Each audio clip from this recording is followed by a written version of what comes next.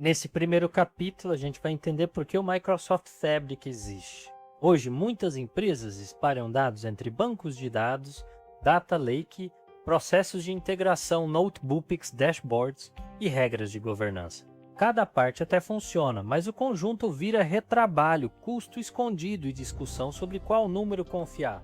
O Fabric surge para reduzir essa fragmentação e colocar o fluxo de dados em uma plataforma mais integrada. Antes do Fabric, o caminho dos dados costumava ser cheio de remendo. Parte ficava no Excel, parte no SQL Server, parte em sistemas internos. E cada etapa usava um pipeline diferente, que move dados entre etapas. Aí o dashboard nasce desconectado, o número duplica, a entrega atrasa e a governança fica muito mais difícil.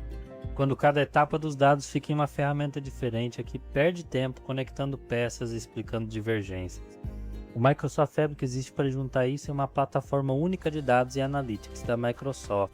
Nele você traz dados, armazena, transforma, cria modelos, trabalha com data science, analisa eventos em tempo real e entrega visualizações no Power BI. O resultado é mais controle e menos retrabalho.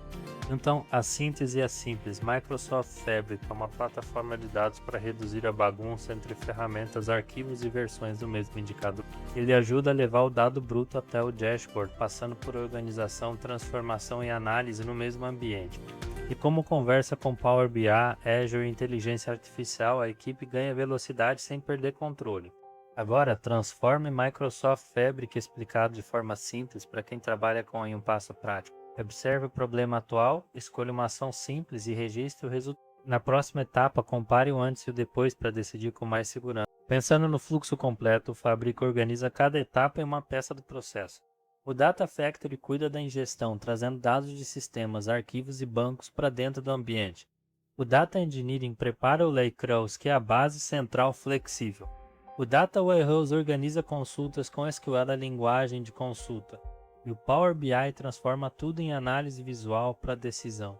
Na prática, o Fabric começa pelo OneLake, uma camada central onde os dados ficam guardados sem virar várias cópias espalhadas. Isso reduz retrabalho, custo escondido e dúvidas sobre qual arquivo está certo. O analista continua usando SQL, linguagem para consultar dados, DAX, fórmula de indicadores e Power BI. Já equipes avançadas entram com notebooks, modelos e inteligência artificial sobre a mesma base. Então, quando faz sentido olhar para o Microsoft Fabric? Se você já usa Power BI, precisa centralizar dados, sofre com retrabalho, quer governança com escala, ele começa a fazer sentido. Mas a decisão depende da maturidade da equipe, do volume de dados e da urgência para entregar análises melhores. Fabric não é só ferramenta nova, é uma forma de organizar a operação analítica.